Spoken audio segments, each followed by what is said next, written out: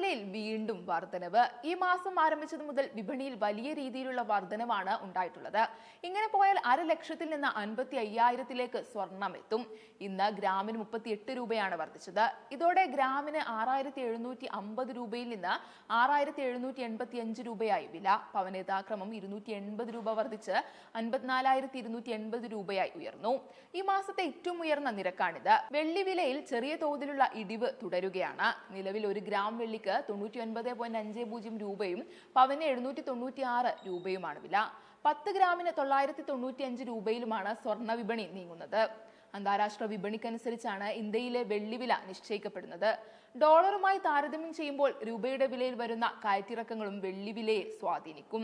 All Kerala gold and silver merchant association സംസ്ഥാന committee നിശ്ചയിച്ചിട്ടുള്ള 3-അംഗ കമ്മിറ്റിയാണ് സംസ്ഥാനത്ത് സ്വർണ്ണവില നിശ്ചയിക്കുന്നത്. ഓരോ ദിവസത്തെയും ഡോളർ വില, രൂപയുടെ വിനിമയ നിരക്ക്, രാജ്യാന്തര വിലക്കനുസരിച്ച് ഇന്ത്യയിൽ 24 കാരറ്റ് സ്വർണത്തിന്റെ ബാങ്ക് നിരക്ക്, മുംബൈയിൽ ലഭ്യമാകുന്ന സ്വർണത്തിന്റെ നിരക്കുകൾ, ഇതെല്ലാം അവലോകനം ചെയ്താണ് ഓരോ ദിവസത്തെയും സ്വർണ്ണവില ഇവർ നിശ്ചയിക്കുന്നത്. കേരളത്തിലെ 95% സ്വർണ്ണ വ്യാപാരികളും ഇന്ത്യയിലെ ഒട്ടുമിക്ക സംസ്ഥാനങ്ങളിലെയും അസോസിയേഷനുകളും കമ്മിറ്റി നിശ്ചയിക്കുന്ന വിലയാണ് പിന്തുടരുക. 24 കാരറ്റിന്റെ സ്വർണ്ണവില GST അടക്കമുള്ള തുകയിൽ നിന്ന് GST ഇല്ലാതെയുള്ള വിലയെ 916 കൊണ്ട് ഗുണിച്ച് ലഭിക്കുന്ന തുകയെ 995 കൊണ്ട് ഹരിക്കുമ്പോൾ ഒരു തുക ലഭിക്കും. ഇതോടൊപ്പം 35 രൂപ ലാഭവിഹിതം ചേർത്താണ് 1 ഗ്രാം 22 കാരറ്റ് സ്വർണത്തിന്റെ അന്നേ ദിവസത്തെ വില കണക്കാക്കുന്നത്.